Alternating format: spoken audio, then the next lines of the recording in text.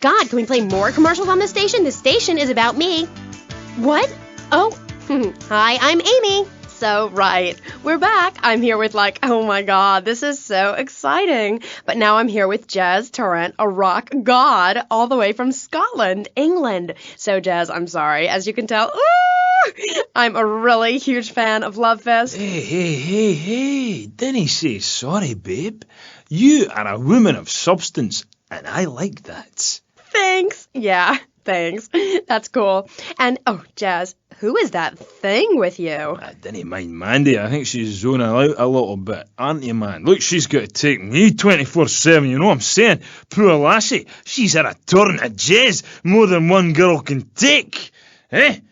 Say hello, man. Hi, Paul. Ringo. Where are we? The rock lifestyle hasn't been too good to her. Man, just go away and sit in a lavvy until we're finished, hen. Check the fridge. Is she okay? I mean, apart from being an ugly, cheap cow, she looks half dead. Hey. Seriously, man. Dinna cramp my style. I'm an artist, you know. Okay, Jazzy. So, Jazz, I was listening to your album on my boombox all weekend. How is it? I mean, you're really totally famous. No, wait, I mean, so anyway, how are you? It's cool, man. I'm cool. Things are good. You can't OD on love, and I have tried. The tour is really something special. You Americans, you really know how to rock and roll, man. Not like back home. I'm so confused. Is that because the new album didn't do so well in the UK? It's that fascist Thatcher. I sing about working class people trying to make it through a tough life. I sing about the things they want.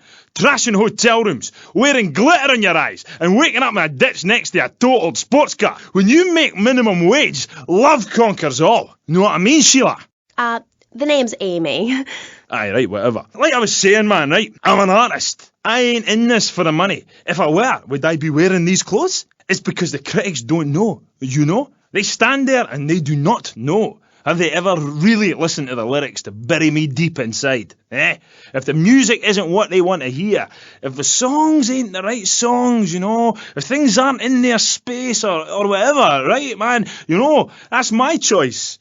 Because, man, I am Lovefist. And the thing is, right, they're not. And if they don't get it, and if they're not riding my wave that day, man, well, I ain't going to go cry puppies just because their dog is teething, As far as these idiots are concerned, I am a man. But I tell you, sweetheart, I've been over to the other side, baby.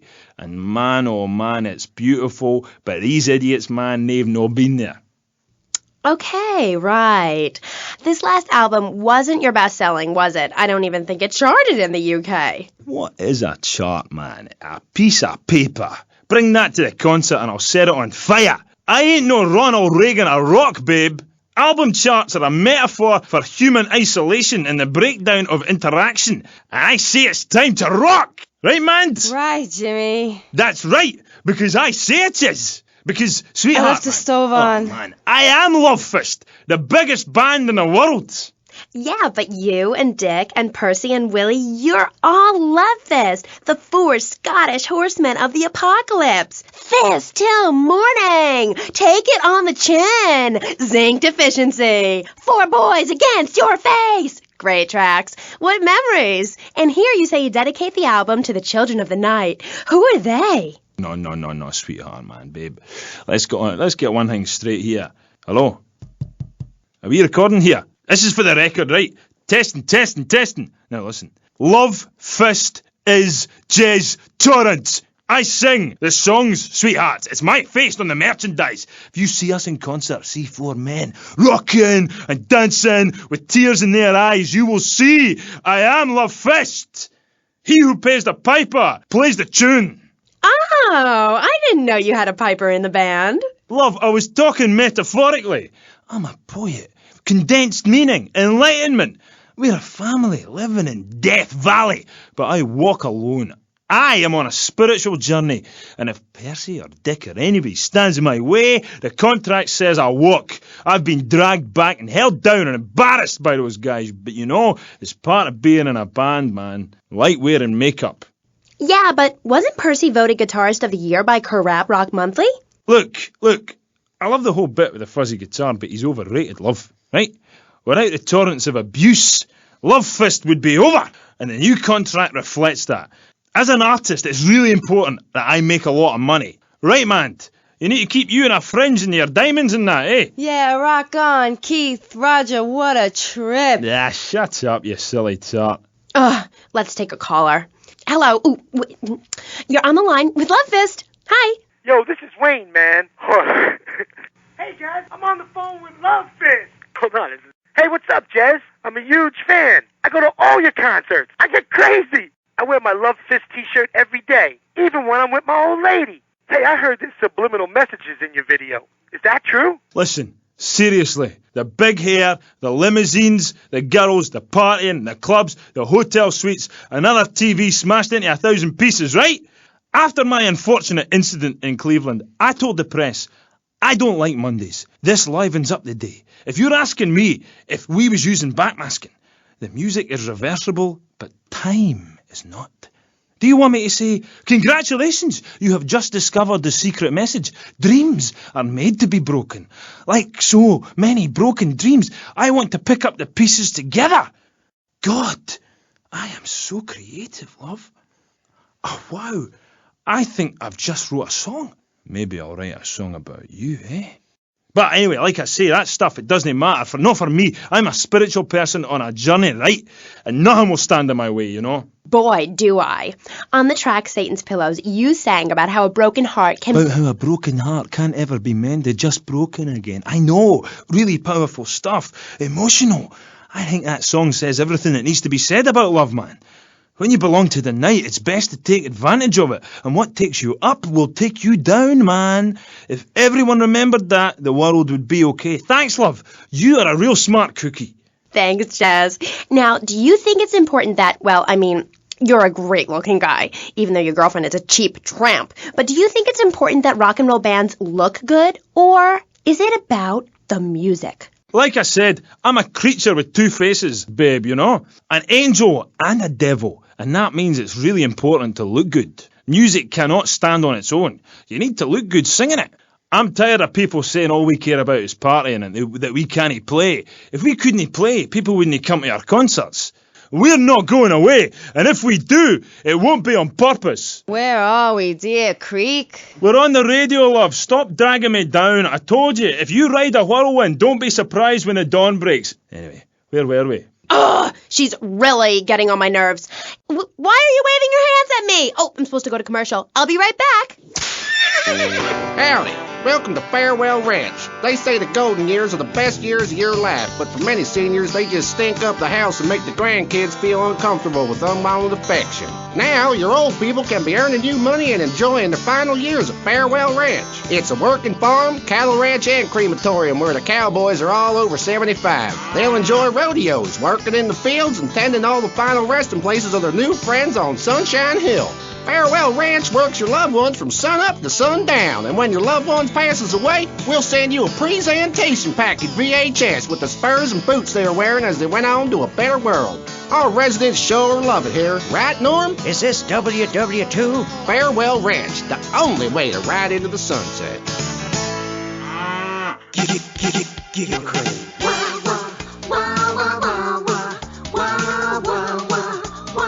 That's the sound I love. Stop my morning, you make my night. And Giggle Cream with everything, you make life bright. Getting fat and laughing and getting fat. With Giggle Cream, you get both things, and what's more fun than that? We hear wah wah wah wah wah wah wah wah. That's the sound I love. Giggle Cream. It makes dessert funny. Asian pajamas? Chinese bandana? Something missing? With a throwing star, kendo sticks, or nunchucks at Vice City's one-stop shop for the silent fashion assassin. Wow, you look like a psycho. Complete the look. Hi, I'm Amy, and you're on K-Chat.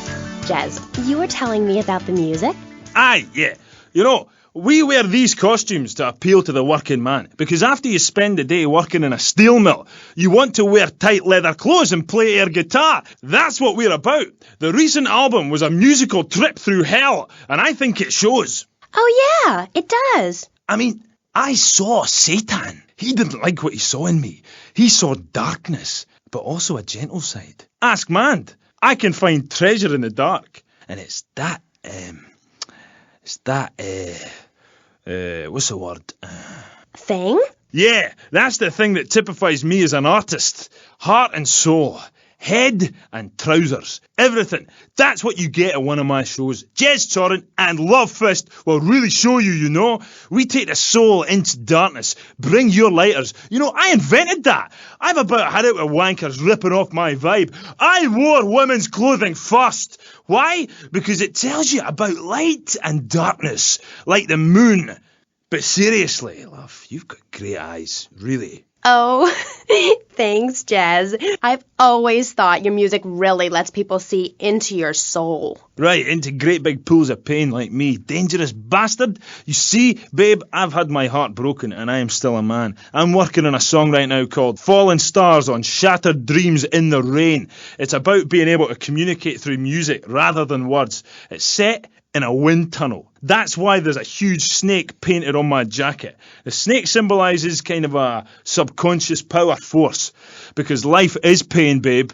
And without music, I'd be lost. This new album is our most mature work yet. I am brilliant on it because I sing from the heart. About heartbreak? Babe, don't go there, please. You do your show a favour, take it easy. My people spoke to your people about this, and seriously, I appreciate the offer. And look, I would shag you, but you have to understand, it's too soon. Because Shari left you, right? Babe, my people spoke about this to your people. I said, do not mention Shari. It's like sticking needles in my soul, voodoo. Who are you? Are you my personal devil? That you could do this to me? The pain is too much. I have hair in my face to hide my soul. Shari had to go because she wanted to be a Marine. We couldn't be together. Seriously, don't go there. This is so sad. Do you have a tissue out there? Oh, Jez, I'm so sorry. Seriously, love, if you listen to the song Dragon Eyes, it says everything that needs to be said about her. You can't help me. It's raw, like a chicken's head, you know? The pain, it grips you and makes you think about everything. It's the longest night of all. December of the soul. Jez, this has been the best interview of my life. Thanks so much for coming on. For all you Love Fist fans out there, it's time for a contest. That's right. Ladies and gents, you're listening to me, Jez Torrent on K-Chat, being interviewed by... It's Amy? Oh, God. You forgot my name? Yeah, whatever. Citizens of Vice City. Now you've got the opportunity to win a part of me, my signature. Ink. I only give away parts of myself to people who have bought all our records, so you've got to answer this. On which album did Beast Fist appear? Was it A, Dogs on Heat, B, Fat Chicks All Day All Night, or C, Devil's Own Band? For the chance to win tons of Love Fist prizes, just answer the question. All you need to do is write the answer on a postcard and send it into the station. Jez, before you go, will you please play us a song acoustic? Piss off! Acoustic songs are for sissies. Babe, seriously, do not cramp my style. Look, I've got to save up the love for the big show. Babe, I love you. I really do. Friends for life. Dance into the fire and all that. Always good to meet a fan. Will you look after man for us, will you? Oh, I lost my lighter again. Love Fist! That was the dreamy Jez Torrent of Love Fist, who are appearing this week in Vice City as part of their world tour. Bring your lighters and a spare pair of panties. I know I will. We'll be right back on K-Chat after these messages. Thanks. What makes a real American? A cowboy hat, enjoying a fine T-bone steak, going to a baseball game, shooting a gun. Maybe it's the freedom to go into a poor country and tell them how to do things. Heh, those are all great qualities. But one thing that makes a true patriot is the ability to choose an American car. When you buy an import, you take a hot meal off a hard-working American's table. There. This poor girl is going to starve to death just because you bought a cheaper, more efficient Maibatsu. Without gross symbols of excess, what will Americans have to look up to? Our great industries are threatened. Cars, pornography, armaments, and they need your help. So the next time you buy a car, a piece of adult literature, or a missile defense system, make sure you do the American thing. Old Max. We go everywhere together. Right, boy? At Pet Stuffers, we know there's nothing like a relationship between a man and his dog. Sometimes you just can't let go. Max, you didn't eat your food. That's the second week in a row. Max? When the unspeakable happens, just put your four-legged friend in the refrigerator or freezer. Then call Pet Stuffers. We'll be there within a week to pick him up, and in less than a month he'll be back as good as new. Through an ancient Egyptian miracle process called taxidermy, you and your best friend will always be together. Yeah, that's a good dog. Pet Stuffers, when you just can't let go. And coming soon, grandparents forever. The key to feeling great is looking great, and the way to look great is to have great hair. That's great. Take your hair higher. Take your hair to the limit. With Sissy Spritz, when you're clubbing or sticking your head out of a stretch limo sunroof, you want to know your hair is performing to the limit. Higher. Gonna get higher than the sky. With Sissy Spritz, it's hair for the future, not the past. When you have great hair, people know you're a winner. Gonna fly on my own hair tonight. Sissy Spritz may cause dry mouth, dilated pupils, paranoia, heart palpitations, and nosebleeds, but your hair will be great. This is K-Chat. Welcome back to the show. I'm Amy Scheckenhausen, and next up, we're going to be interviewing someone with a lot to say for herself. A woman who pretended to be a man and then wrote a book about it. I haven't read it, but I'm going to pretend I did. She's professor of anthro-sociology and women's studies at the University of Vice City, and her name is Michaela Krapitus. Michaela! Hi, welcome to K-Chat. Hello. Hi. So, Michaela, you're a teacher. If you mean professor, yes, I have a doctorate. Teachers are homely women who make minimum wage to keep the teenage boys off the streets during the day. I am very intelligent, and I'd rather talk about that. I'm trying to sell my book. Okay. Now, it says here you wanted to be a man so much, you dressed up like one. Well, that's a load of crap, my dear. More misogynistic propaganda. I hate men. Can't bear them. I think they're a complete waste of time and space, quite frankly, and a disaster for the planet. Me too. I just got dumped. Oh, well, it is unfortunate you measure your self-worth in relation to a man, my dear. Look at you. You could be an attractive girl if you did some physical labor, cut your hair short, grew out your body hair, and wore boots, for example. You mustn't get sucked into their heteropatriarchy. But I like dating. Having someone buy you dinner is great. Well, we'll come back to you and your problems, accepting who you really are. Let's talk about me a bit more. Okay, so tell me about your book. You hate men a lot, and you dressed up like one, and now you've written a book about it, right? More or less. As I said, I'm very intelligent, so I don't expect you to understand, my dear, but I'll try to keep it simple. I've always been fascinated with the world of men. Revolted, of course, but fascinated. Now, as an academic, I can get paid to write a book about pretty much anything, as long as I give it a complicated title. Are you with me, gorgeous? Ooh, I think so. Good. Then hold my hand. It helps me think. No! Okay, sorry. Don't be so weird. God, everywhere I go, just like the university won't let me display my beautiful and sensual woodcuts in the student commons. It makes me so angry! Where was I? You were talking about yourself? Oh, of course. The ego is a dangerous thing, especially in my case. I'm a Jungian. Anyway, so what I did was dress up like a man and enter into the man world. I can tell you it was more horrifying than I imagined. What did you do? Well, the first chapter, I was a roofer. These sexists spend all day on a roof talking about us, Amy. I was expected to sit around and talk about what I had done to women. Of course, I had to, so as not to blow my cover. So what's the name of your book? Yes, as mentioned hitherto, my book has a very, very obtuse title. Being and Singing. From Freud to the Building Sites, A Woman's Journey into the Male Psyche. Huh? What? I'll admit it's not very catchy, but academia is not about getting to the point. It's about exploration. Okay. Wow, I'm learning a lot today. Yeah, so I entered the world of men, in disguise, of course. I was dressed like a man. Okay, and you haven't changed back? What? What did you say? You're still dressed like a man. No, I'm not. These are my normal clothes. Amy, for God's sake, don't fall prey to the patriarchy's evil fashion schemes! Oh, sorry. Anyway, I learned a lot when I was a man. Did you know, for example, that during my time as a steel worker in Pittsburgh, I learned that men sometimes speak crudely about women when they are out of earshot? I was horrified. Or that men regard some women, like you, Amy, as mere sex toys, things for their amusement. Unbelievable! Or that men actually find sports interesting. It's appalling. And they run the world, my pretty. Oh, yes, they run the world. They do? Yeah.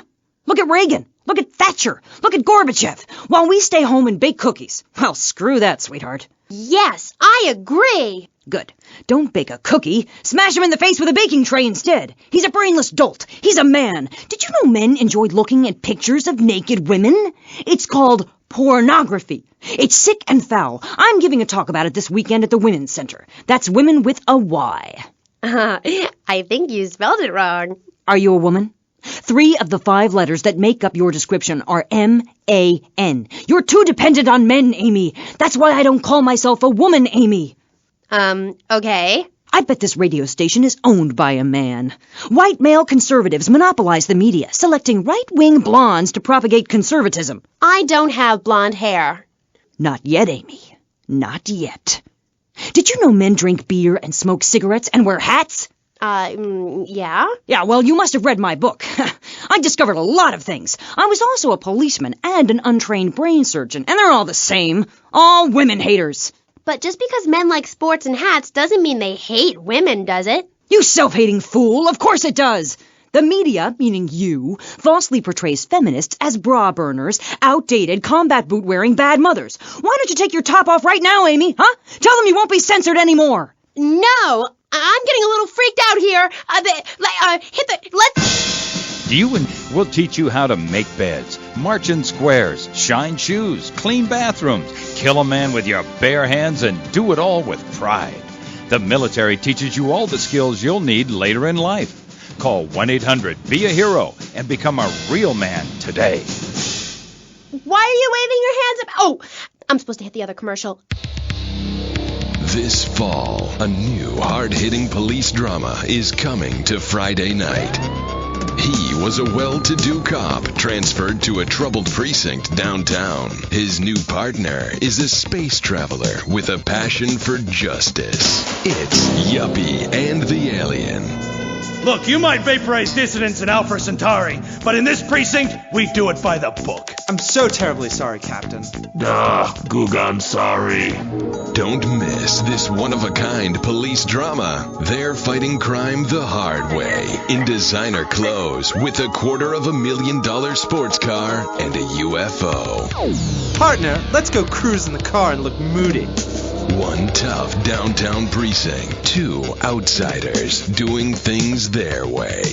Yuppie and the Alien on VBC. Hi, I'm BJ Smith, tight end for the Vice City Mamas and proud proprietor of BJ's Used Autos. Cars from all over America come to find a new home in Florida, just like you. I moved here after the draft. Football, not Vietnam, even though they do have a lot in common. I noticed there was one thing missing from this great town, a celebrity-endorsed used car shop. That's why I founded BJ's Used Autos. Every one of these beauties is freshly painted. They look brand new. We have new models coming in every morning, usually around 2 a.m.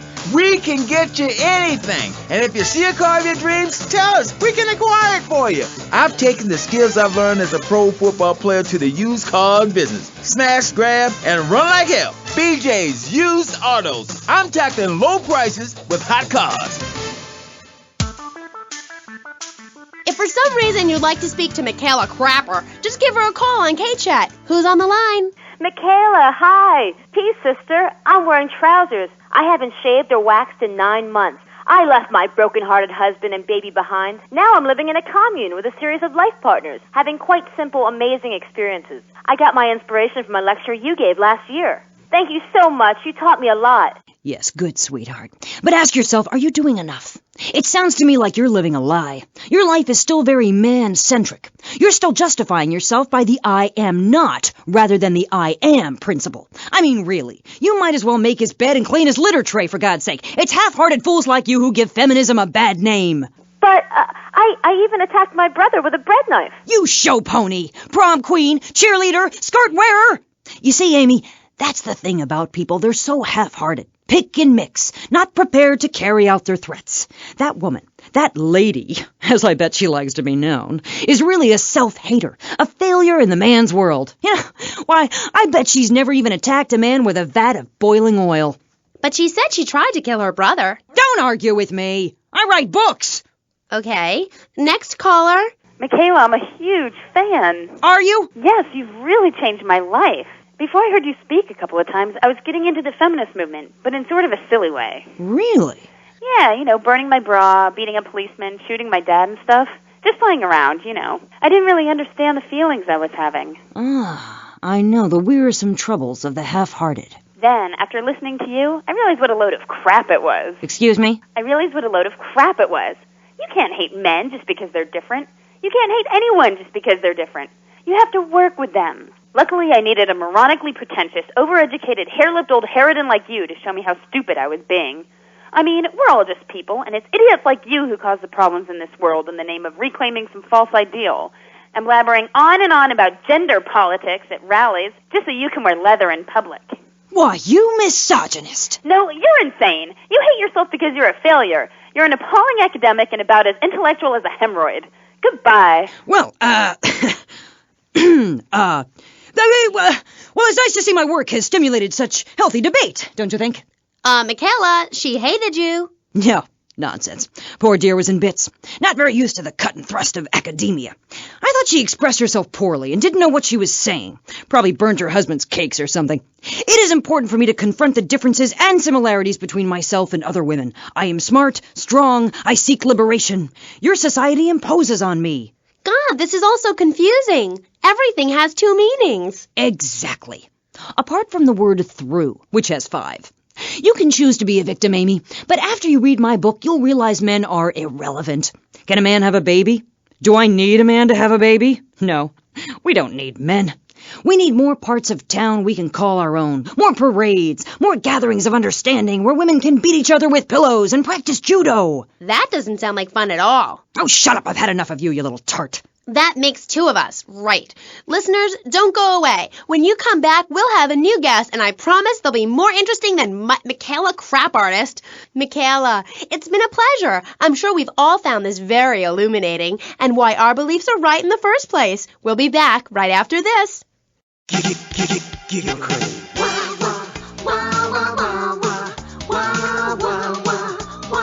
That's the sound I love. Love the dairy goodness, propelled with toxic gas.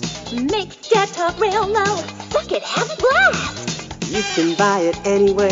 Go to a Star Shop. Make sure that you're in a chair, cause your hair's gonna fly. Oh no! We hear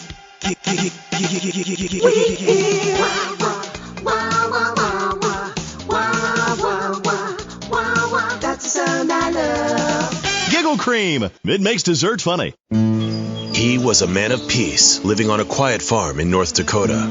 Till one day, all hell broke loose.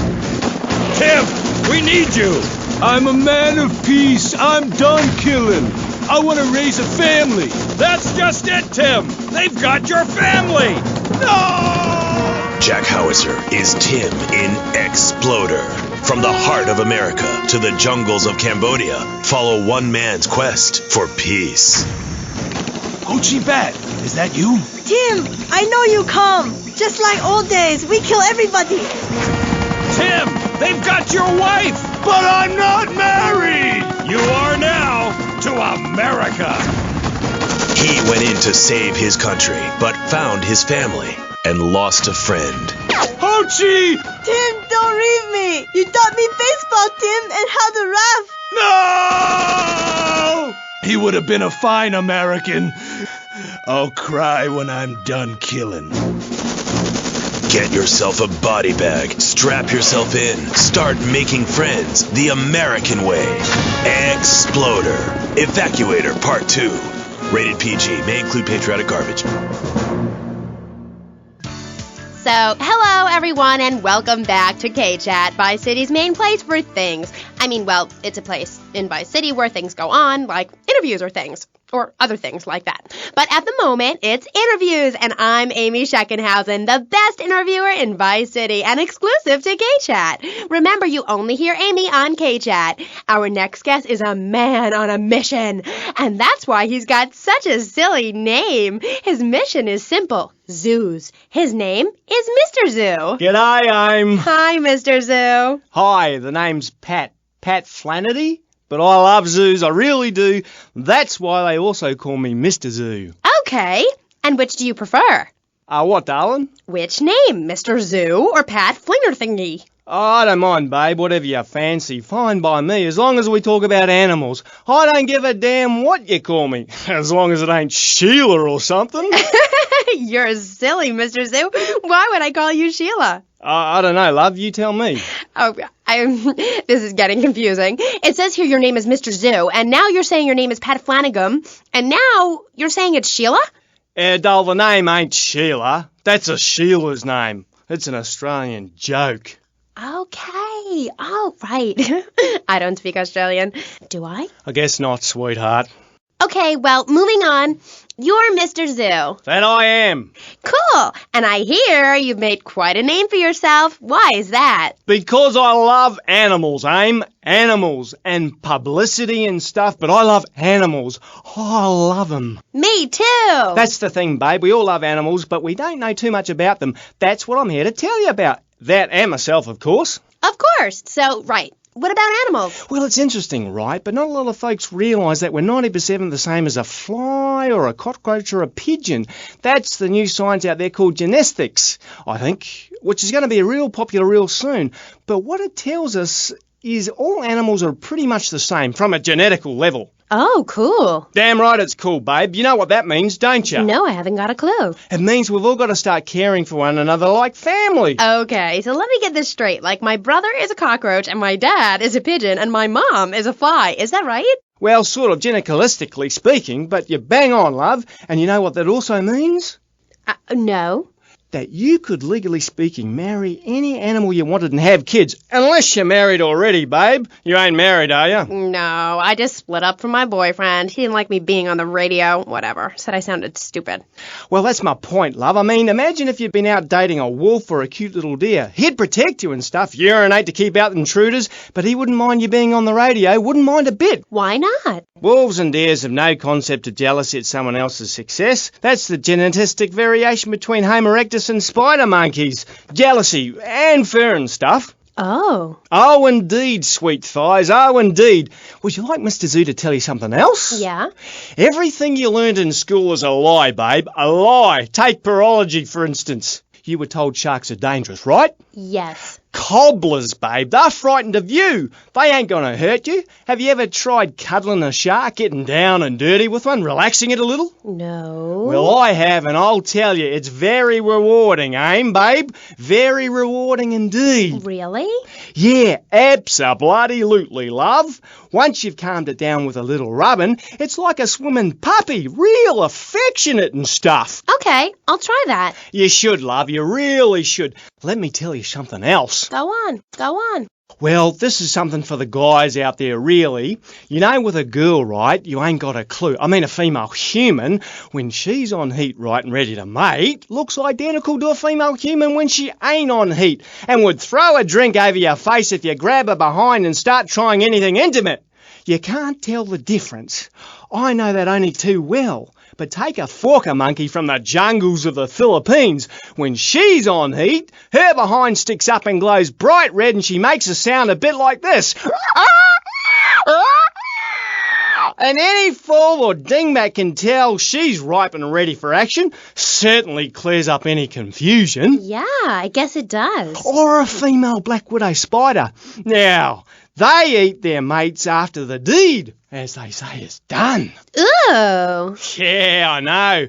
That certainly puts things into perspective, doesn't it? I've never done that. No, but you can now, because you're the same. Well, more or less the same. I mean, that's the funny thing about my work, about genesthetics. Oh, God, the world is so complicated. There are also lots of tiny differences between animals. You know what a species is, don't you, Aim? Yes. It's an animal which has other animals which are quite a bit like it. A dog is a species, but a cat isn't, because there's lots of cats. However, I've discovered out there in the wilds loads of new species that regular science practiced by repressed blokes in laboratories hasn't even known about. Really? Really, I have. There's a horny Pat bear, named after me, Pat, right? Exactly the same as a regular bear, only it's got a big horny growth hidden right down its groin area. You gotta reach in, have a fiddle about, and then you find it. Completely different it is. I was amazed when I found it. I can imagine. I was amazed when I left the hairdresser's. No wonder, darling. Oh, the double-gutted Pat tree monkey. Exactly like a normal tree monkey, only it's called after me. And if you have a rummage around inside, going in the back door, you discover it's got 2 digestive tracts. 2. Amazing. Really profound it was. Ooh, that's gross. No, Aim. It's the science of Mr. Zoo. Getting down and dirty with animals, because I love them and I hate lies. Okay. It also says here you like zoos. It's a love-hate thing, babe. That's nice. But I'm certainly an expert. I know what I'm doing and I'm not afraid to expose myself. Okay, well, I'm getting a little confused here. Why don't we take a break, and when we come back, take some phone calls, because all the buttons are really flashing all of a sudden. You're on K-Chat. The science of evolution has uncovered many of life's mysteries, like tadpoles or the pyramids. But the mystery of the armpit remains. What's it for? Why is it hairy? And why do men have nipples? But one thing is for certain, the armpit smells bad. Luckily, there's Pit Balm. It's like napalm for your skin, or Agent Orange on your sweat glands. Pit Balm stops unwanted bodily functions in their tracks. It's as effective as sending GIs into a peasant village. When you're fighting the war against personal hygiene, bring out the heavy artillery. This Friday night, it's the incredible sitcom that has captured America's heart and given the whole country a new catchphrase. But I'm 42! Just the 5 of us. After a mix-up at the adoption agency, the Chesterfields came home with 3 zany new house guests. Jimmy, tidy your room and go to bed. I'm so sick of this. I keep telling you I've got a rare disease. I look 12, but I'm a 42-year-old investment banker. I want to go out and get laid. Oh, yeah, and I'm Santa Claus. Now, tidy your room. Asshole. Sean, our posh suburban home must be a welcome change from that alley you were sleeping in. I really enjoy living here, but there's not enough booze. It's the funniest, most touching half hour on television. Charlotte, what's that smell? I set the couch on fire again. Yeah, I can help you with that. And this week, it's a very special Just the 5 of Us, where an attractive blonde lady tries to steal Jimmy away. Now you're talking. Just the 5 of Us. Friday nights on VBS. We're on K-Chat, and so are you. If you're listening, I'm here with Australian animal lover, Mr. Zoo. If you've got anything to ask him, why don't you just give us a call right now? Yeah, great. Give us a call right now, and I'll tell you anything you need to know about animals. Okay. Who's on the line? Is that Pat Flannery? G'day, of course it is. And you're in Vice City? Yeah? What are you doing here? Promoting animals, mate. Don't you remember the court case? I get lost. Amy, let's have another caller. Okay, who's on line 2? You're through to K-Chat. Don't hang up on me, Flannery. You're meant to be in a hospital, you sicko. Hey, easy there, mate. Hospitals are for people who don't feel well. I'm at the top of my game. Are you insane? Don't answer that. I know the answer. You're sick and insane and you need help. I got a visa, mate. I got a visa. You can't touch me. I'm bona fide. I love animals. Leave me the hell alone, or I'll come by your aquarium and feed you to the bloody sharks, you no good, by the book paper pushing murderer. Bobo would have lived if you let me in the tank. I could have cheered him up. I could have done. Now stay away from me, you hear? No more callers, K-Aim. Phones are so impersonal. Not a two-way conversation like the radio. Okay. Who is that? Wrong number, I think. No, it wasn't. Yeah, it was. A bloody wrong number. He wanted a plumber and a Chinese. I was speaking to him in Australian. Okay, cool. What was that about the aquarium? Nothing, babe. All in the past. Long time ago, I was tricked into saying something I regretted. Oh, cool. That happens to me all the time. I can see that, love. Yeah, big mistake. Never trust a judge or a mental health tribunal. Never. Only trust animals. Okay, and what did they make you say? Nothing, babe. Oh, it was a long time ago. Look, I brought a little surprise for you. It's a little female plague rat. See how relaxed she is with me? I got special powers. She's a lot like a little Joey kangaroo in a lot of ways. You know what I mean, love? What did they make you say? I've also brought a menacing trouser snake. Would you like to see it? Look at this. It's a little frog in my pocket. Calm as you like, not even awake. Oh, he's died. Anyway, in this pocket, I've got a baby dwarf giraffe I birthed this morning. See, she's still covered in fluid from her mum's womb. Wow, isn't that fabulous? Ooh, that's grody. What did they make you say at the mental health judge? Nothing, babe. Nothing at all. Long time ago. It was a bad period in my life. I wasn't sleeping. I was heartbroken like a platypus. Do you know a platypus only gets a bill after its mate breaks its heart by sleeping with its brother? I know all about that. I was crying my eyes out for weeks on all kinds of pills for my nerves, couldn't move, couldn't talk. I was cooing like a dove. Please, darling, let's move on. Do you want me to talk to a parrot? Now I'm really curious. What did they make you say? I love you. You do? I never knew. They made me say I love you. Oh, I made my boyfriend say it, and he slept with my best friend. I think we're bonding now. No, we ain't bonding, you half-wit. We're miles apart. I hate you. They made me say I love you to Bobo. Who was Bobo? Bobo was the most beautiful creature that was ever on the earth, ever at all. Really beautiful. Who was she? He. Okay, he. He was a dolphin, and I loved him, and I knew him properly. You people could never understand. It's natural. We were identical from a genetagorical perspective. And Bobo was really unhappy, putting on a show every day like a circus animal. They thought they caught me doing something, but they never did, Aim. They never did. We were only cuddling. How can people take that the wrong way?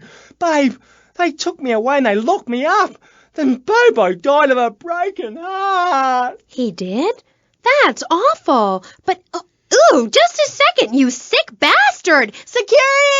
I loved him more than you can imagine. Call the police! Someone, please help me! This guy is molting animals! Oh, it's gross! Aim, I only wanted to be loved, properly, mind, and he's gone! Pat, it's Dr. Phillips. Get lost, Doc. I got out. I'm fine. Me and my friends are travelling around in a black van and solving crimes and running from the Colonel. Pat, I'm coming in. Stay away from me! Pat, you've been a very bad boy. Come on, we're going home now, Pat. Stay away from me! I got a poisonous lizard in me boot. He'll kill you in 2 seconds. Pat, please! We've been through this. You're not well. Bobo is dead. It's time to get back on the medication and start piecing your life back together while locked up in a padded cell for a very long time. Or until you die. Is it that time again, Doc? Yes, Pat, it is. Come on. Put on the straitjacket. Look, it's even got your initials on it. And swallow this. Oh, thanks, Doc. Did I tell you I love animals and they love me? I got a message. Look for a while at the China Cat. I'm really sorry about that. Pat is a very, very sick man. We rarely let the dangerously ill out into society. And when we do, it's not always fatal. Okay, great. Get this crackhead out of here. Sorry to be a bother. Oh, no bother. Don't bang his head. Those bruises show. I never knew animals were so interesting. We'll be back after this. You're on K-Chat. Don't go away. Do yourself a favor. Pick up your telephone. Call now. 1-866-9-SAVE-ME.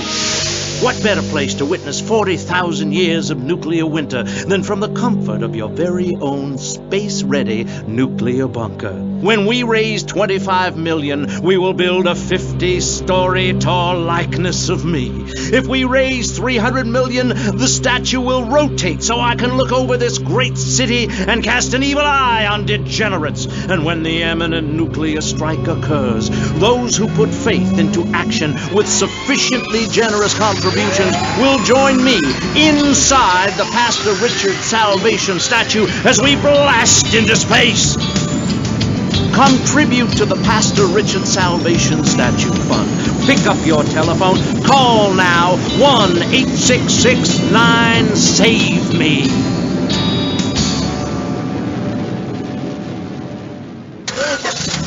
Knights of the road, here's your stallion. The car for freedom. The car for hot excitement. The car for a man who is alone against the elements. The Maibatsu Thunder. The pride is back.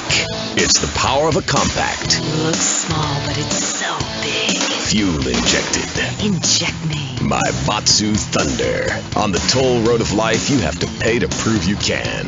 Live the emotion of an individual. Thunder. The awesome power of nature distilled into one vehicle. Because after you get struck by lightning, there's thunder.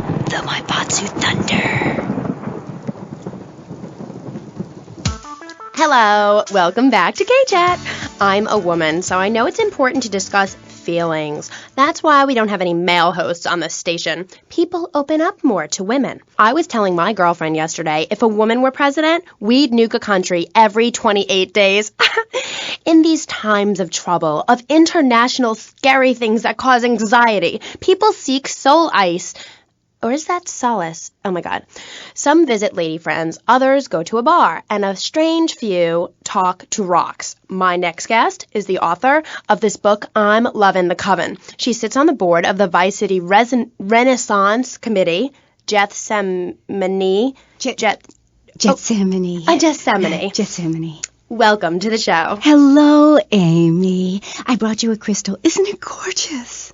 I guess so, if you're into shiny glass. I prefer lacy gloves. Amy, for many thousands of years, my people have been using crystals and gemstones to heal the sick.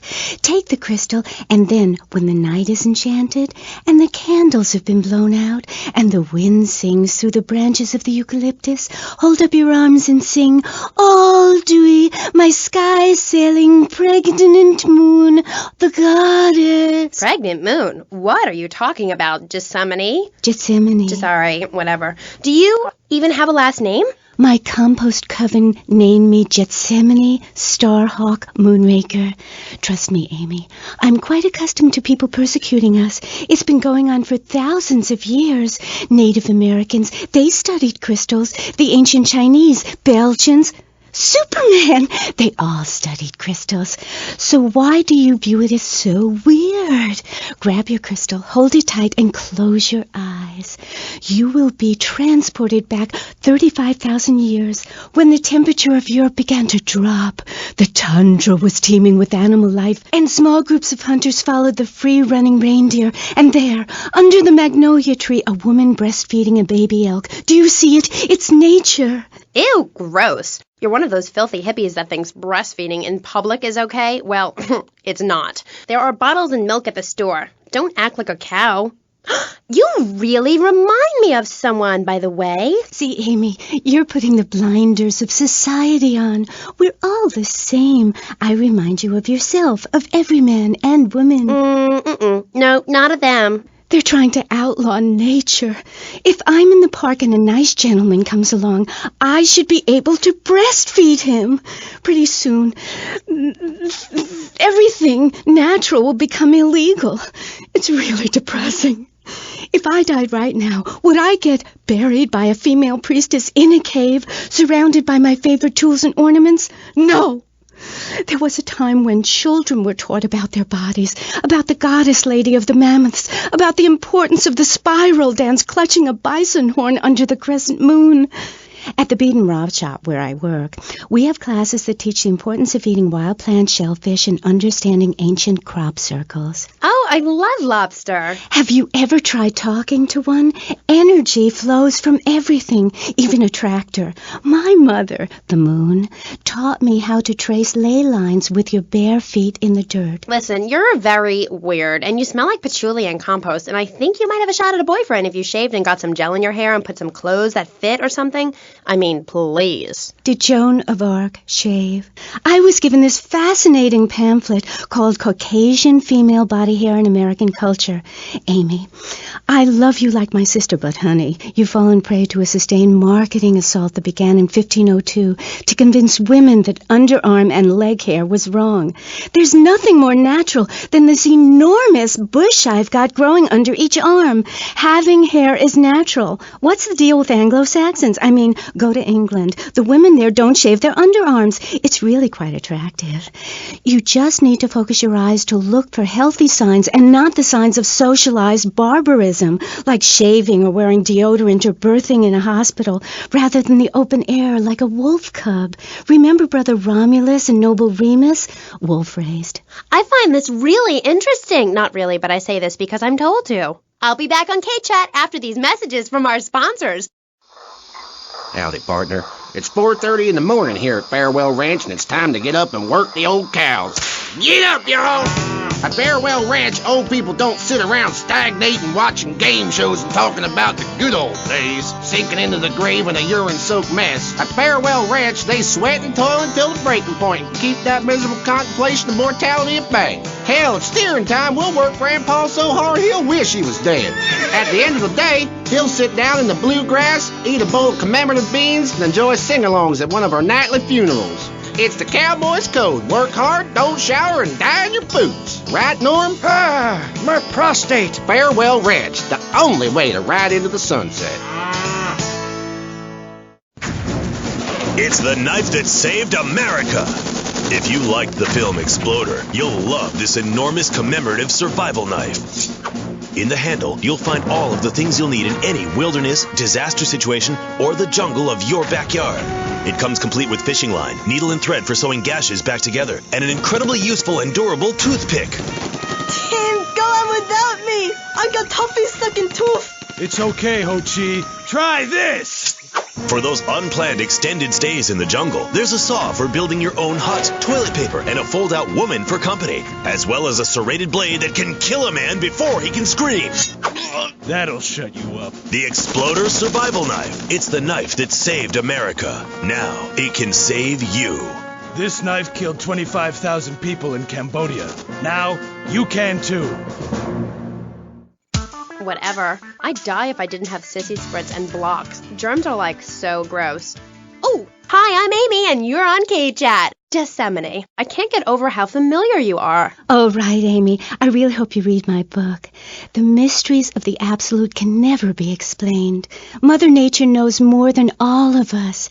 That's what keeps people coming back for more. People are turning into zombies.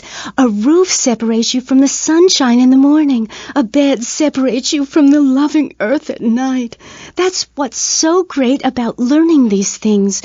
When you're no longer oppressed by the cultural pressures of making money or showering or wiping yourself after using a toilet, you can focus on the important things. Do you travel, Amy? Well, I've been up north to the theme park, and last week I went to the beach. No, really travel. My coven has been meeting every Thursday, Saturday to prepare for a grand coracle journey along the same route we took when our people came from Russia and Alaska along the Bering Strait. What's a coracle? Oh, is that like a Maibatsu? I prefer American cars. No. Coracle. Cora means Arabian gazelle, which we all know was the daughter of Zeus, and Kal means gather grass and sew it together. A coracle is a single-person rowing boat made of reeds and twigs from ancient Britain. There are so many wonderful things you can learn from the ancient Britons, Amy, like metallurgy and how to cauterize the wound when a bear has eaten your arm. Everyone used to have a coracle, Amy, even people who were scared of water. We're all about working to preserve the diversity of natural life.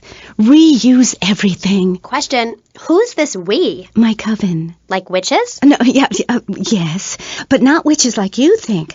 We're just a group of people who believe in communal sharing and chanting a lot and can't find husbands. Reading magazines, cloaks, wands, horned gods, rubbing your skin raw with rocks, dying of old age at 27, crying in terror when it starts to thunder. And these are all the things our ancestors did. Since I found my new mind and body, things have really changed for me. Our modern society only celebrates a select few. Every woman and every man is a star in the sky, Amy. Not just the ones that sing on TV or those people in the movies. I think I know what you need to separate your reflection from your true self. A Zen garden. Oh, my brother had one of those, and the federales came. No. Zen, silly girl. It's a little sandbox you draw pictures in. It teaches you things like that death isn't an end. It's just a stage and also a beginning of a new journey. Do you have a leader in this weirdo cult of yours? Not a cult, a coven. There's a big difference. Yes, our leader's name is Phil. That's a weird name for a leader of a group of witches. Oh, hi, Phil. What hairy legs you've got. What with being a man who's a witch and everything. Do not disrespect Phil. He teaches us the wheel of the year, Amy. It's full of solar holidays and goes round and round and round. You can learn a lot from the sun and the moon. If you look at the sun for too long, you can go blind, meaning it is something to be respected. And the moon has a dark side, just like we do. And some people have craters and only a sixth of gravity. The ancient Britons knew the moon could breathe. We can change the world, rearrange the world. It's dying, though, Amy, and it needs some mouth-to-mouth resuscitation, like a swan or a fish on a hook. If you take your nervous system seriously, if you take your organs seriously and explore them, some really neat things can happen.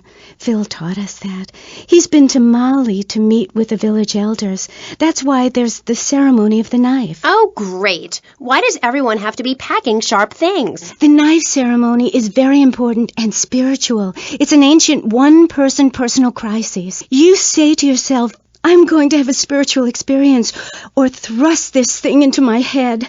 Life actors never rehearse and need no script, Amy.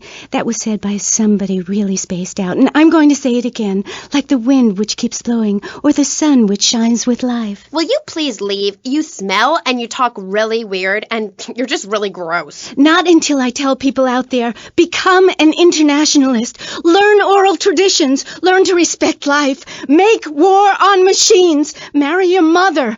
Technology will enslave us. Buy my book. It's printed on bark. Okay. Let's take a quick call. Hello, you're on K-Chat. What's your name? Hey, it's Emmanuel from Prone Island. I love the show. Yeah, I wanted to talk about technology enslaving us. You know that play, In the Future There Will Be Robots? Well, that's a true story. In the future, there will be robots. And I'm going to hack them all. I'll make them say funny things. You know, I can move satellites around with my computer. Computers are evil. The Luddites of ancient Britain know this. That's why they destroyed the computers that created things faster and more efficient and took their jobs. Oh, shut up. Computers aren't evil. It's the people that program the computers that are evil. That's a pretty big difference. I'm talking to you through a computer right now. In fact, I am a computer. Well, anything that can think faster than me is evil. Anything which doesn't dance or sing or cry or wear a smock. You create your own reality. We are like the dust in the wind. We are golden. We've got to get ourselves back to the garden. Okay.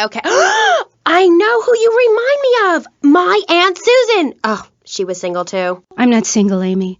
I share my life with a number of valuable partners, and we commune with each other in a non-judgmental, expressive way. Old maid, my mom calls her. Anyway, let's go to the phones. You're on K-Chat. Yes. Thank you. Yeah, that was great. Really interesting. I'm British, you see. Like our ancient wood-wearing queen, Medusa. Medusa. No, I think actually it was Boadicea, but no, not really. I'm from Hampshire, you see. I'm here on business. A wanderer. Yes, I was wondering. You're a good witch, correct? Yes, a white witch. But you have a broom. Yes, it's ceremonial. Supposing I'd been a bad boy, like if I hadn't learnt my spells or something, would I get smacked with it? Violence is wrong. But you must hit Freddy with your broom. Freddy's been very naughty and not learnt his spells. Hit me, Hairy Legs, hit me! I deserve it! Prank caller! Prank caller! Sorry, listeners. Somebody call the IRS. Who let that guy in the country? Yes, poor man, so lost and ill at ease with his father, son, and Mother Nature. I hope he finds what he needs. And I need to take a commercial break. Gath, good luck. Gethsemane. Yeah, I hope you find what you're looking for, and I sincerely hope you, take a bath. We'll be back after this. You're on K-Chat. Don't go away.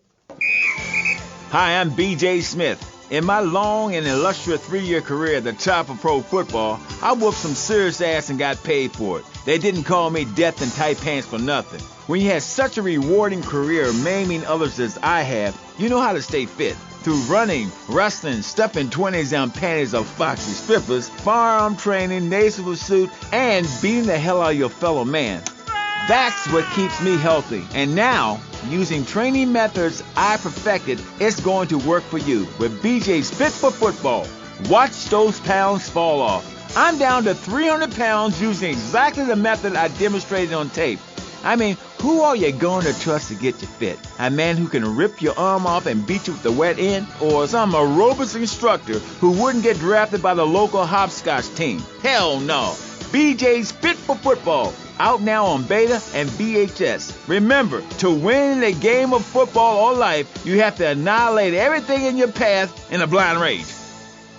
Ever since Linda started working, our kids are home alone. We tried hiring a nanny, but she wanted health insurance. Yeah, right. That's when we got Domestobot. He's great with the kids. Mrs. Lawrence, Tommy has some skin magazines under the bed. And he helps us, too. Would you like your drink freshened? He's a great conversation piece at our special parties. Please put your car keys in the hat and the fun will begin. It's like having a personalized alarm clock. I brought you a drink. It's 8 in the morning. I made it a double. Oh, Domestobot. Domestobot. He's 3 foot high. He only says 10 phrases. He's the friend you've always dreamed of. Order Domestobot today.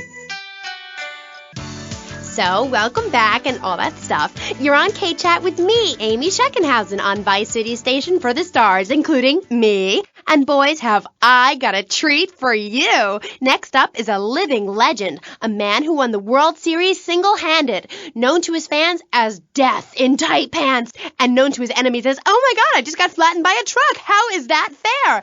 It's sports legend B.J. Smith. So, B.J., welcome. Thanks. It's a real pleasure to be here. Oh, I know. But one thing, sweetheart, I never won the World Series. That's baseball. I played football. Yes, but it's all the same, isn't it? Football and baseball aren't the same. In one of them, you get bored during a 5-hour game. You touch yourself a lot and start a massive brawl with players who are degenerates, egomaniacs, and criminals.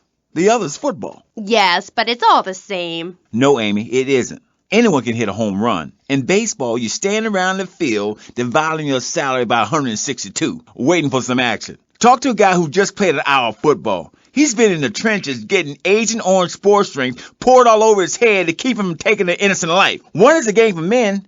The other is a game for pansies who like wearing button-down shirts. They call baseball a national pastime.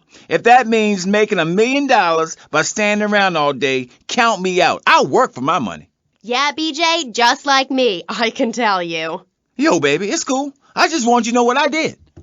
I do. Jeez, get over yourself. You must have a testosterone imbalance like all those jocks who shower with other men. You can't tell me you don't look at other people's business. Baby, I played professional sports for 14 years, including high school, and I'm making a comeback. I'm a very competitive person, I grant you, but I ain't got no testosterone imbalance. With that little mustache you busting out, looks like you should be talking about some hormone problems, girl. Excuse me? What did you say? Oh, nothing.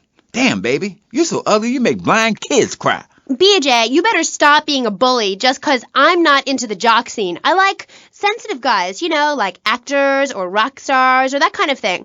Not some great big hulking giant that has to tell everyone how important he is. Well, I didn't realize we were trying to impress each other here, sweet thing. I was thinking we was here to discuss my new exercise video or talk about my possible comeback in professional football, not sitting here flirting with each other. I'm a married man. I'm on my 7th wife. So you got a big family, all those wives. That's fantastic. Not really. You see, I really like family, especially when some show up you didn't know existed. I tell you, Father's Day, I'm scared to go to my mailbox. My big heart has caused me a lot of heartache, but when you're in the public eye, you can't always tell what people are about.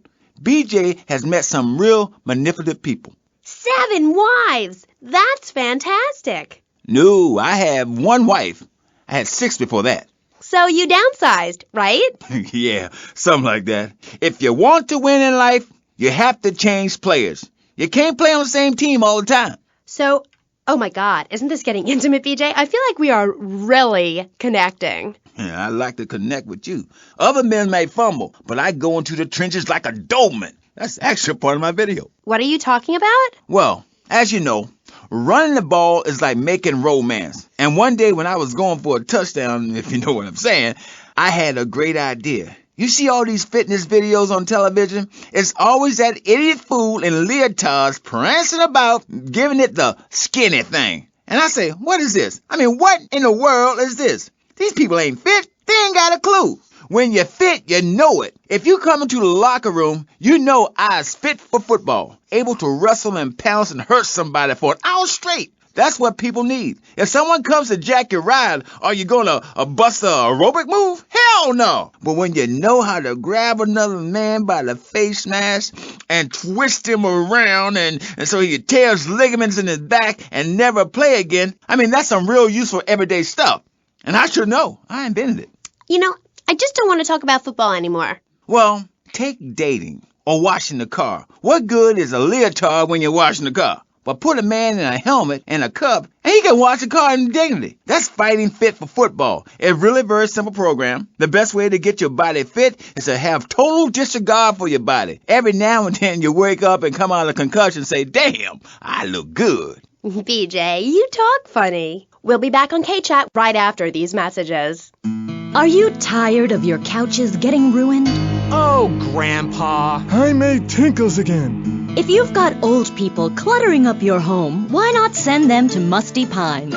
We'll help bring back dignity, and we promise it will be the best 3 months of their lives. They'll enjoy bingo, complaining, mumbling incoherently, skinny dipping, and organ donation. And once a month, it's our famous Lucky Dip medication switching night.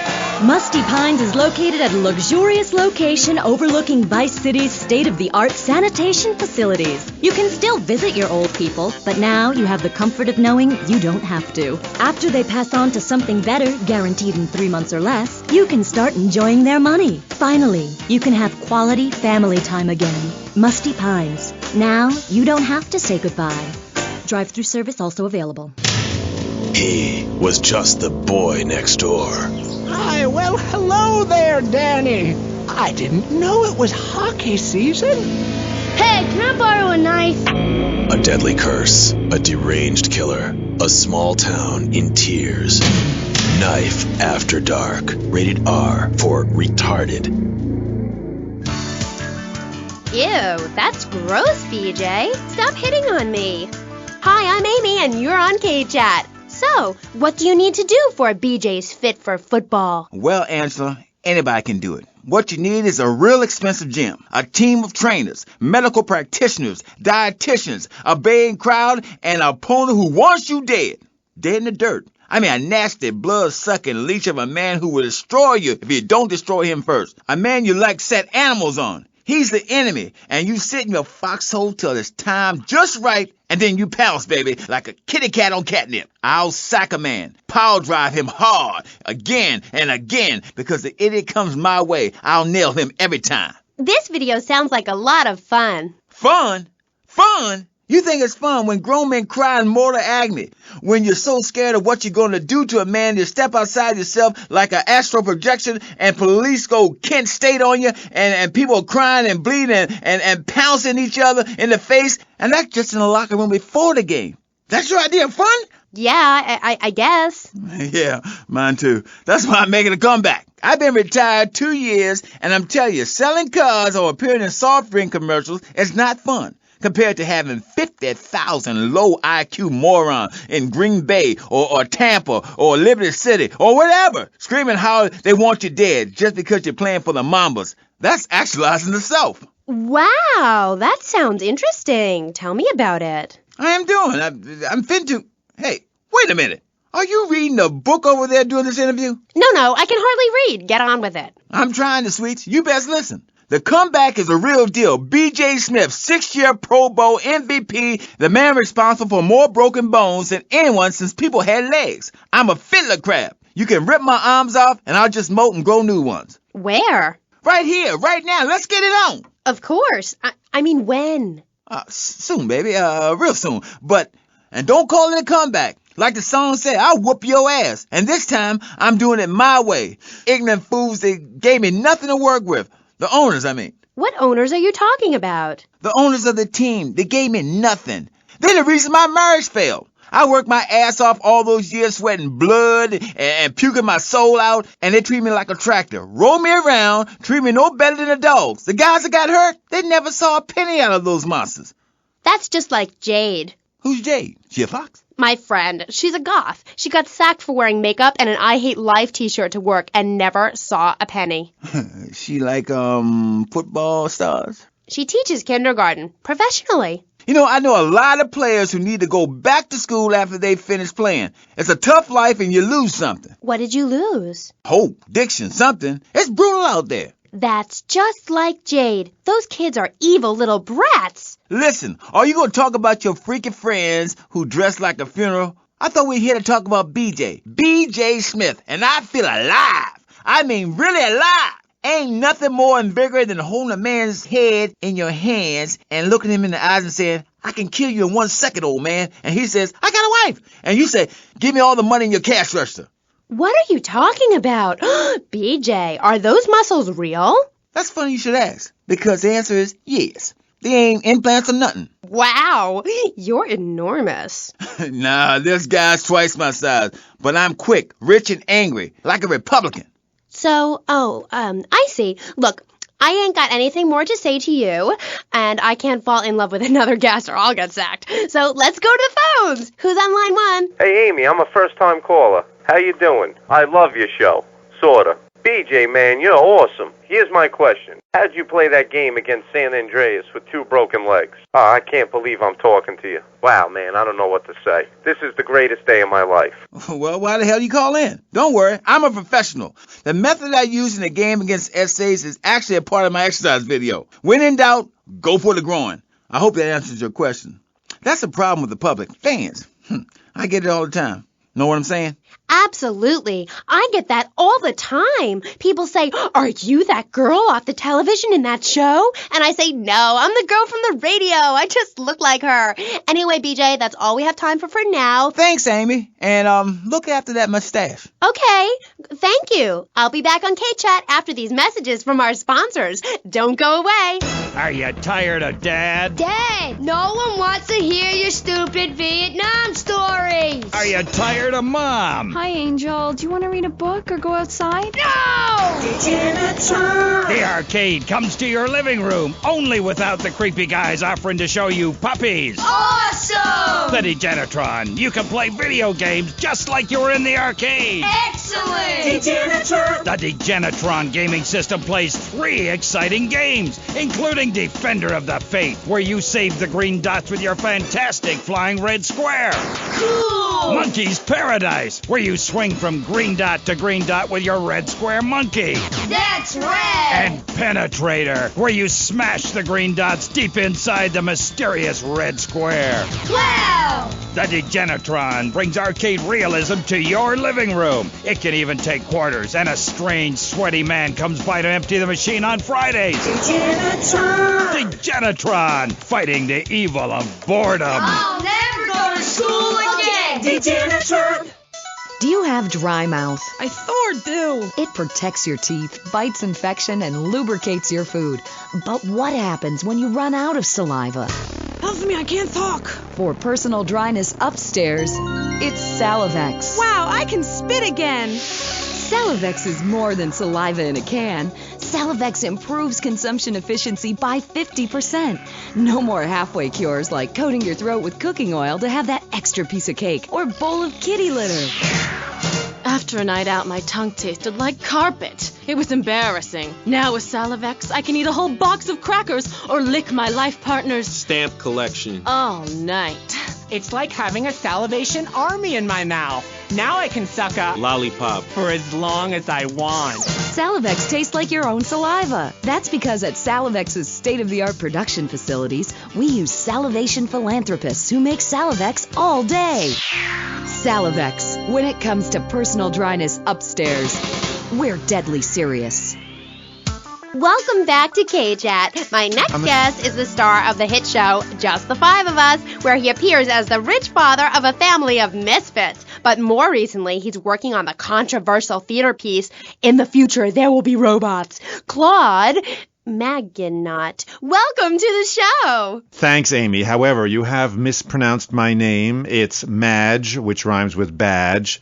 As in duh, and no as in more than you. Maginot. Anyway, thank you for having me on the show. It's always a pleasure to discuss my art. Yes, you're so funny.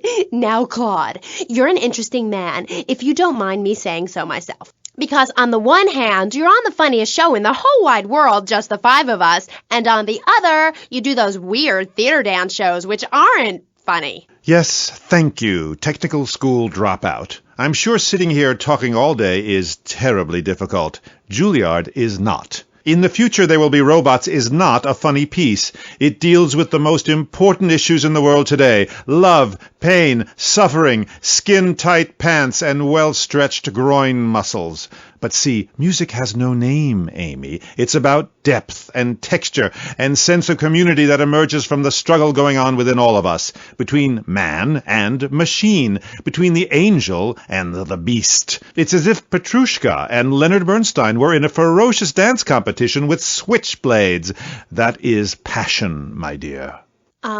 Okay. So it's a bit like Just the Five of Us. What a show! I love Jimmy. He's so cute, even though he looks so young. I'd rather not talk about my complications working with him. I'm a performer. I express myself any way I can, while I'd never attempt to describe Just the Five of Us as anything other than worshipless pap. I need to support my serious art. It's like stealing a boombox to do live interpretive dance. If I bring joy to people's hearts doing an interpretation of a tree in the park, who is harmed? There is a value I derive from art, as a man, as a creator, and that is this. Never overestimate the dreadfulness of the mass market, the degrading excess of the culture, or the horrors that we all have within it. Great, yeah, me too. But, as Mr. Chesterfield, you're so funny. What is it you say? Not in my house. That gets me every time, especially after the drunken tramp you adopted has wet himself. Oh, say it for me, please. As they say in France, matrice. Please. Not in my house. Please. I came on your fine show to discuss art, not people that whore themselves out on the altar of commercial success, dancing like a puppet alongside a genetic freak, although I do that too. Okay, Moody.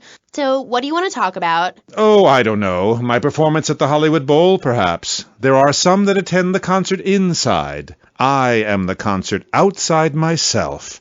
In the parking lot where we build bonfires and dance. It comes back to the seriousness of my purpose. At a young age, I held puppet shows on the corner that had people weeping and lying down in the streets. It's about movement, about encouraging ordinary, working-class people that there is something enervating about a modern dance performance. That seeing in the future there will be robots will change your life, no matter what your life's like now. Kind of like getting a new haircut. Yes, exactly. No, nothing like a new haircut, you half-wit. This is movement.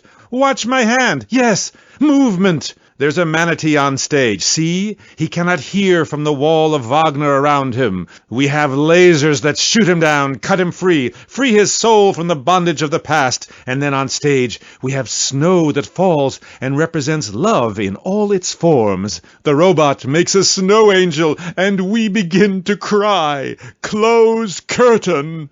Okay.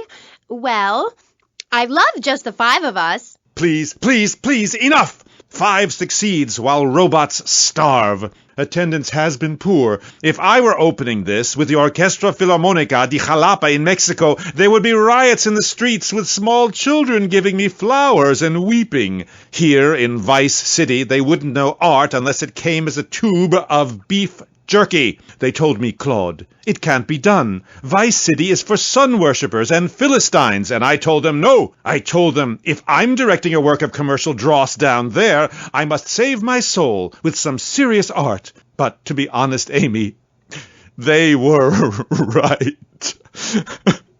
I feel ahead of my time. The best artists are ignored. I mean, surely any right-minded person would rather spend an evening watching me express the meaning of space as I move delicately across the stage in the dance of desire and denigration than flopping around in a disco or a nightclub or sucking the electric teat of television. I know I would. God! I mean, what is wrong with you people? God, my hair. What? My hair is all wrong. It clashes with my dress. Zeus! Cicero! Shakespeare! Flaubert! Someone! Please save me from this hellhole! My dear, you are so ignorant. I'm trying to save you. To save everyone! You don't see the art around you. Are you in search of Auld Lang Synes, singing Madama Butterfly on a windowsill, or relegating yourself to a cricket in Huckleberry Finn? I'm a movement that conquers love, while you complain about your dress. Know you not how important my mission be? Right. Cool. Okay, Mr. Chesterfield. Mr. Maginot. You gotta hang in there. You're on K-Chat, and I'll be right back. At the law firm of DeLeo and Furax, we understand that sometimes life throws you a curveball. We help our blue-chip clients get their lives back after circumstances have conspired against them. Just listen. It was an unfortunate accident what happened to my wife on that precarious cliff. DeLeo and Furax can't bring my wife back, but they made sure I didn't end up in the slammer. I was unfortunate enough to be found with 15 kilos in my spare tire. I was so mad at the auto repair shop that sold me that tire. Thanks to DeLeo and Furax, the district attorney saw it that way too. I accidentally torched a Quickie Mart when my medication ran out. DeLeo and Furax helped me and the community by ensuring a healthy settlement from the pharmaceutical company. At DeLeo and Furax, we understand the judicial system and will ensure the truth is heard, no matter how improbable. We're not cheap, but what price can you put on truth? Call DeLeo and Furax today at 866-974-2333. That's 866-9-SHADY. DeLeo and Furax. Accidents happen, and we'll prove it. The store leading the fight against communism is having a blowout sale! Ammu-Nation has a wide array of peacemakers. Come by Ammu-Nation on Militia Mondays, exercise your Second Amendment rights, and get 10% off all armor-piercing bullets. We're the only gun store that lets you try it before you buy it. Need anti-tank missiles? We've got them. Flamethrowers? Oh, yeah. No credit? No problem. No money down. 90 days, same as cash. Shoot now, pay later.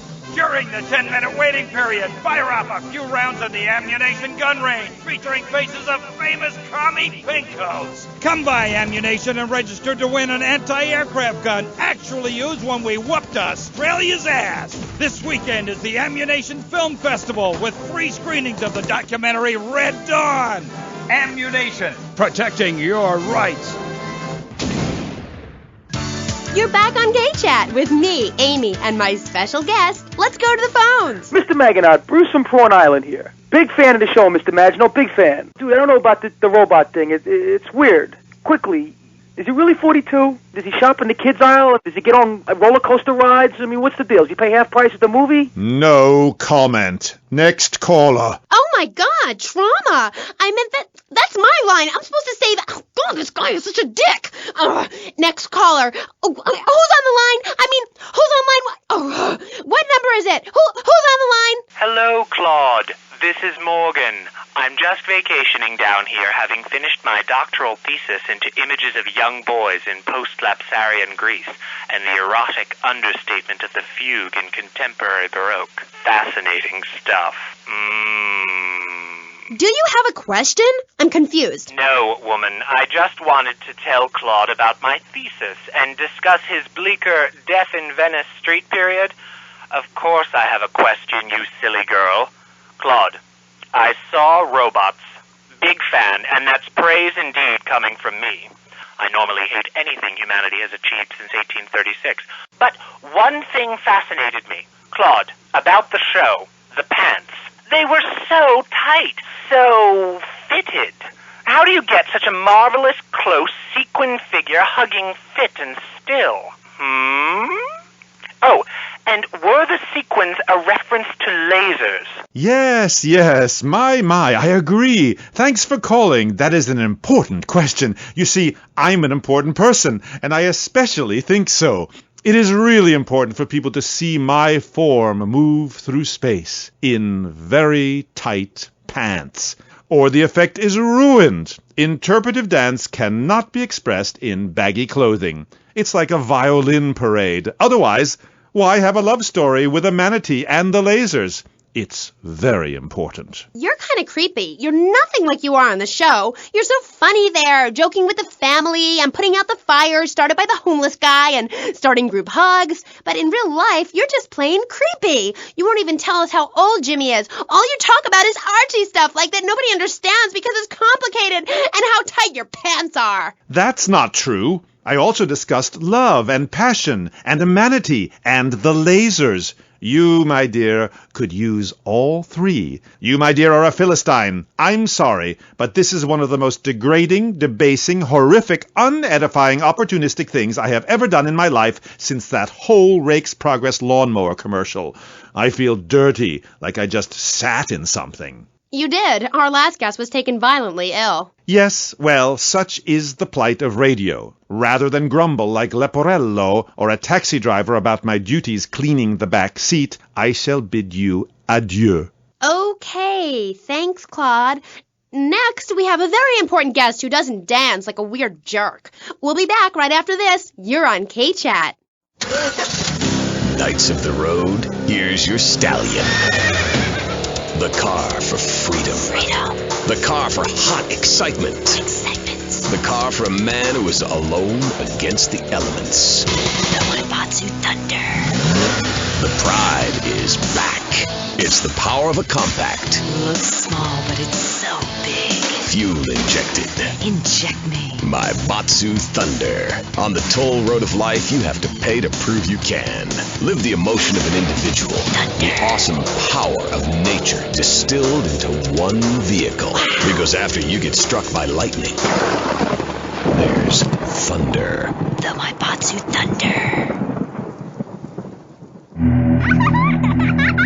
What's this I found under your bed? The only Engels you're going to read is Laura Ingalls Wilder. If you think your child might be a red, here are some warning signs. They read complicated literature and have concern for their fellow man. They even like to share.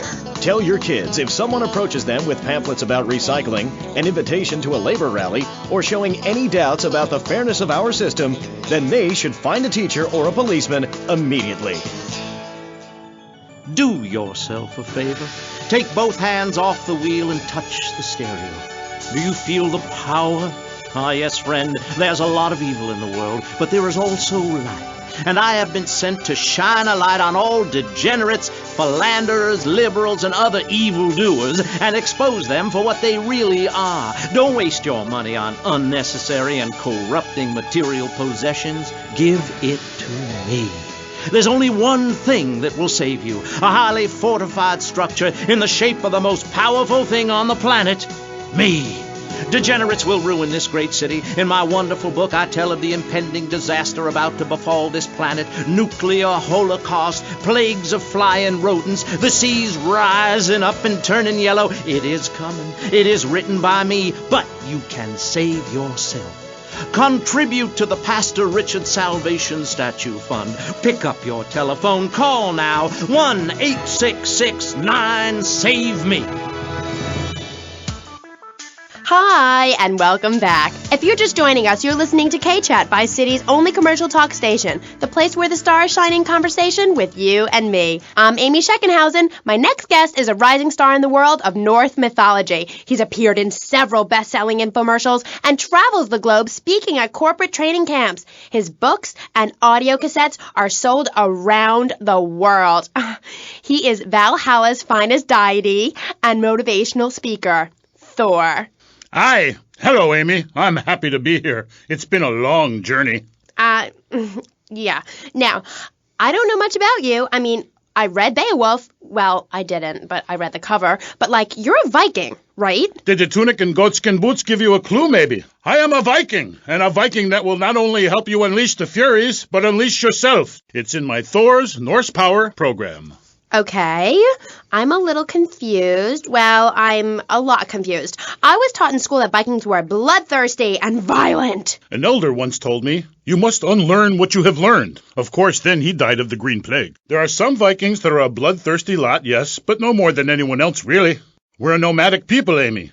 We have cold fire in our souls. Ye have that fire too, Amy. You've just lost it since you've gotten television. Now, that being said, I'll answer your question. We are mostly nonviolent, though many of the Vikings traveled to Scotland. And mind you, anyone who goes there will turn bloodthirsty. You can't understand what the lot are saying. It's all a for, recklin, a boot, dine. It's enough to make you want to burn a village to the ground. That's why, in my cassette series, I talk about the importance of communication. You see, Amy, men and women live in different worlds.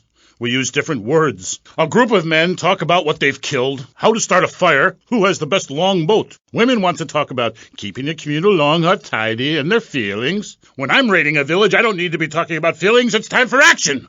Great. So is that all there is to being a Viking? Pillaging? No, lass, no. Pillaging and battle are important, but we admire poetry as well, as long as it's poems about whacking someone in with a double-handed battle axe. What's holding you back, Amy? In Chapter 3 of my book, I talk about listening to the bloodthirsty water spirit. It's really quite important if you want to enter Valhalla. I think I went there last night. Oh, no, that was Malibu. But it's the same sort of thing. Valhalla was that goth club, wasn't it? So, 1983. But right, what does being a Viking have to do with anything? This is the 20th century. We have electricity, penicillin, jet planes, implants. Well, I don't, but I want some, but I heard the operation is really gross. You live like it's 982 AD or something. Mind ye tongue, wench, lest I cut it out. Deep down, all of you listening to me say, Thor, yes, I'd like to unleash the Viking within. Maybe you'll go camping once a year or hunting and wonder why it feels so natural. That's because it is. Too much of this denying your instincts. Men shaving. You know, deep down in the pit of your soul, you wish you could crouch in the grass with flies biting your face, afraid to move for fear of alerting the beasts, covering yourself with yak urine to thwart your smell. Then, a beast draws close. You pounce, bringing your battle axe on its skull. Man and animal at that moment, one and the same in a terrible beauty. Then you drag the carcass back to camp and celebrate by eating its heart. Some people, they only do this once in a lifetime. I do this every day, and so can you. All it takes is some positive thinking. Just attend my Unleash the Norse Within weekend. When you are finished, you will say, I am a god. Nobody can stop me. I crush my enemies and dance on their funeral pyres. This is very helpful for living in suburbia, Amy, and I should know. I really don't understand how. Oh, it's very helpful. Maybe a neighbor is tossing his leaf clippings on your lawn, or looking at your woman, or harboring desires regarding your longboat. You enslave his children, set his house on fire, he shall not bother you again. It must be nice to have you as a neighbor, not. I live in no place longer than needed to fulfill my goals. Taking slaves, valuables, and food. Goal setting is very important, Amy, not just in football. You're very weird and creeping me out a bit, but whatever. No weirder than anything else. So, what do you think of Vice City? Ah, I like it very much. Your women here are prepared for battle. They are large, not like those scrawny things to the north. A woman who eats well provides for her man. You cannot set sail for robbing and pillaging on an empty stomach. It's like the story of the parson's wife and the troll. I don't think I've ever heard of that one. Great Carl Erson. Ye mainlanders have no historical perspective. Read the runes. It's all right there. Talk to a grandparent. But no, ye cast people out like rubbish. Wisdom is not to be treated so lightly. When my father grew old, I sat with him day and night, absorbing his wisdom, learning about the demons and where the wickedness resides in men's hearts. Then as his time grew near, I built a large pyre, burnt him and his wife while communing with Odin's spirit. Careful, Musty Pines is a sponsor of the show. Oh, Grody, what are you doing? I'm just adjusting myself, she-devil. Wearing these animal hides does get a bit itchy. Okay. You never answered my question. What do you think of Vice City? Your land and people have a lot in common with mine. You see, we too fled our homes due to lack of food, overpopulation, and the bitter cold. And, mind ye, Darting out to raid passing ships is fine, but we needed a new land to have our way with. Granted, we roll and sail to an area, land in force, and burn down a local monastery or village, whereas you come in, destroy all the creatures, and sell plastic versions of them. You did a fine job pillaging these lands, but you should have done something about Canada. Wait a minute there, Buster. My mother's half Canadian. Oh, what are you going to do, wench? Sweep the ice furiously at me? Ha! Socialized medicine? Nah, you did it all wrong. You should have continued to the north and finished things off. I talk about this in me motivational learning tapes. That and Beware the Magpie. 'Tis the devil. Evil reigneth when darkness falls. Are you married? You seem like a tough character to live with. Aye, me wife Helga. What a hag. This show is not sexist, whatever certain bearded women might say. Women are people too. I'd appreciate if you wouldn't talk that way. Ah, go live in a chimney, you troll. You 20th century women are all the same. And me hag Helga, she fell prey to your uppity ways. She says to me, Thor, I ain't having no mead no more. I'm going to meetings. See, that's your problem. Soon as you sort something out, you have to go preaching from the rooftops to everyone else how to live, not pillage nor plunder no more, but live in boxes. Then she says, Thor, I'm getting me stomach stapled. I look fat, and now fitteth 2 yak skins, where previously 'twas only 1. I say, wench, don't come crying to me when we're in a longboat crossing the straits for 2 moons, and you're all skin and bones. A man needs something to grab onto. Aye, ain't her fault. A cursed pixie goblin got her. Pixie goblin? What kind of weird ancient nonsense are you talking about? Now, Thor, I've got to ask you, how old are you? I am as old as the fjords, as young as a newborn lamb. Are you shy about your age? Just lie about it, like my mom. Thor is never shy. Thor is mighty. Thor is a god. And where are you from? From the beginning of the flat earth, where the sun meets the sky. Oh, right. By the beach. Great. Let's take a commercial break. We'll be right back with Thor. He's a real Viking. Yeah, right, whatever. Hello, I am Fernando Martinez. I think by now you know I am an emotional kind of guy. People stop me in the street and say, Fernando, what the hell is wrong with me? Silk shirt, hairy chest, enough aftershave to drown a household pet, but I still cannot get a woman. I tell them you are an ignorant fool. Without a symbol of power and fertility around your neck, what kind of woman is going to respect you? That is why I have teamed up with Medallion Man, the shop for medallion needs. Medallion Man caters to all levels of masculinity. For the strong, silent type, a medallion the size of a hubcap will say everything that needs to be said. Even singing medallions for the Casanova, who knows music is the food of love. Model trains, dollhouses, diapers, whatever your interest, we've got a medallion for you. Don't forget, every woman knows if you can't support a medallion, you can't support a family. We have some sad news for you. Rock and roll is dead and pop is in! Why not discover the excitement of the science of music yourself at Synth & Son, the home of keyboards? Thanks to the science of music, you don't need musical talent to make great music. Just listen. I created that just by pressing a button. Synthesizers are the new wave. Why work hard on difficult compositions when a machine can make music better than you've ever dreamed of? You'll be the hit of the party. It's perfect for in-restaurant entertainment, cover bands, and funerals. Make fugues funky and death marches danceable. It's the science of music at Synth & Son. Remember, you don't know you're a musician until you try. We're back on K-Chat with me, Amy, and my guest is Thor, Viking warrior and elf help guru. Do you have a last name? Oh, whatever. Anyway, what were we talking about? We were talking about the wisdom of the ancients. There are many hurdles in life, Amy. I remember one of the first bits of fan mail I got. It came by bottle in the sea. A man of Lollard Island said, "A tiny woman came to our farm and swept in front of our door. A woodland troll has carried off my woman in the dead of night. Give me wisdom, Thor." So, what did you tell him? Aye, Amy, it was obvious the Black Plague had visited his home. As sure as you can't be a midwife to a fairy, expect wisdom from a fool, or find a good meal downtown on a Saturday night. Okay. I really have nothing to ask you because I really don't think we're bonding quite right here. I'm more than a little confused. Let's go to the phones. You're on K-Chat with Thor. Yes, hello, Thor. My name's Jay. I'm a huge fan, man. Your book really helped me get through puberty. Everyone else was into vampires and stuff. I just got into the Viking thing. It's pretty cool. It's been working pretty well for me. Anyway, my girlfriend and I, we fight all the time. She's always calling to check up on me. It really totally sucks. It's a drag. Like, I hang out at the strip mall with all my boys, and she shows up. Is there any advice you can give me? Ah, yes. There was a man who asked for a night's lodging at a certain farm on the eve of Maundy Thursday, or maybe it was Fat Tuesday.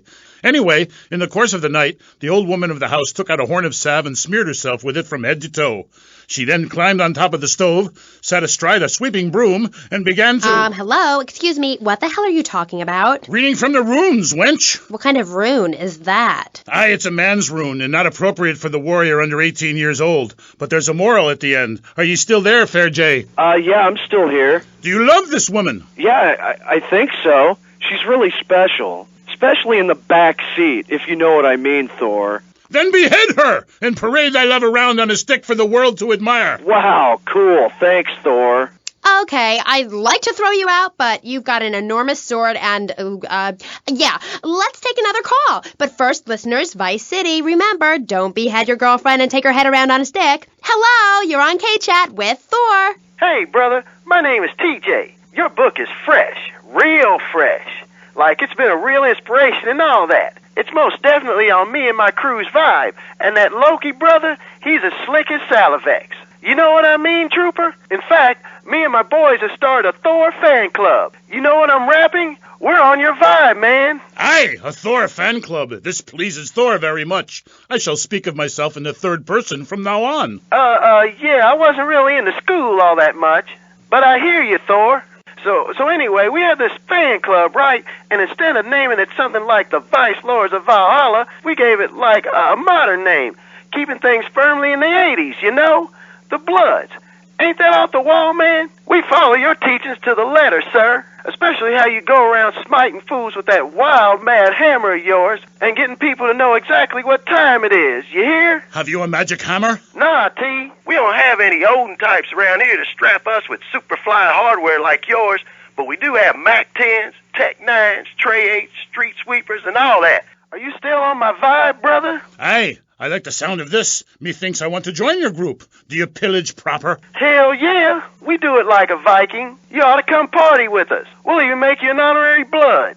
Word. Ah, indiscriminate pillaging. This is, as we say, the school of old. When I am done with the wench, we shall meet. Till then, beware the frost giant, TJ, and the serpent with 2 tongues. Yeah, okay, whatever. Yo, brother, where'd you land that funky fresh silver helmet of yours?